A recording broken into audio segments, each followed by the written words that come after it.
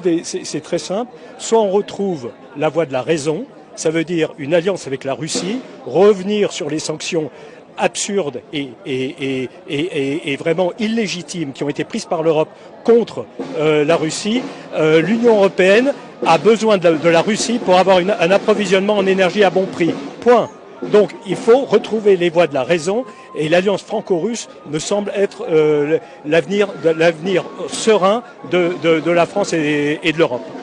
L'impact des sanctions a été l'inflation directement, mais pas seulement les sanctions. La politique énergétique menée depuis des lustres par l'Europe a créé la situation économique actuelle avec une inflation des coûts de l'énergie. Et ce n'est pas la Russie qui est à l'origine de cette crise énergétique, c'est l'Europe, Madame von der Leyen et toutes les mesures qui ont été prises par l'Europe contre la Russie. Ce n'est pas la Russie qui est à l'origine de cette crise. Et puis toutes les mesures qui ont été contre l'énergie nucléaire prises par les gouvernements français.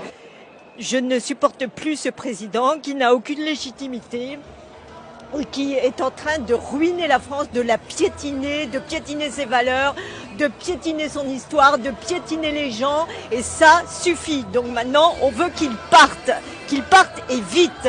Et quand on voit la léthargie de tous les partis politiques autour de lui, qui savent très bien que c'est une vraie mascarade, qu'il a derrière les États-Unis et l'Europe, et Soros et tout ça, et Davos, tout le monde sait que c'est une grande duperie, et tous les partis ne disent rien. À l'Assemblée nationale, ils disent rien. En plus, là, ils sont en vacances, alors ils risquent pas de dire quoi que ce soit.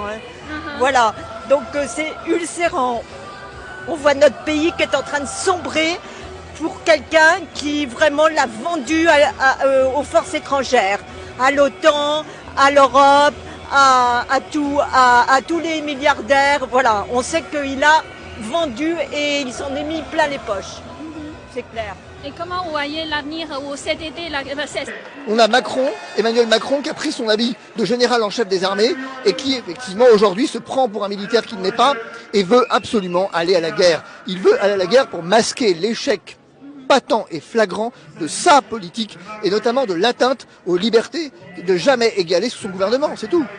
À un moment donné, ça suffit. Le problème de ce pays, si vous voulez, de ce continent européen, il est en train de mourir à cause des bobos, c'est-à-dire à cause des gens qui sont déconnectés de la réalité.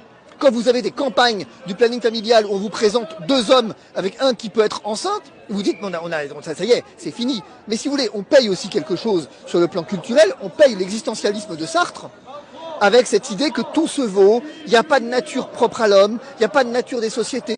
Destitution.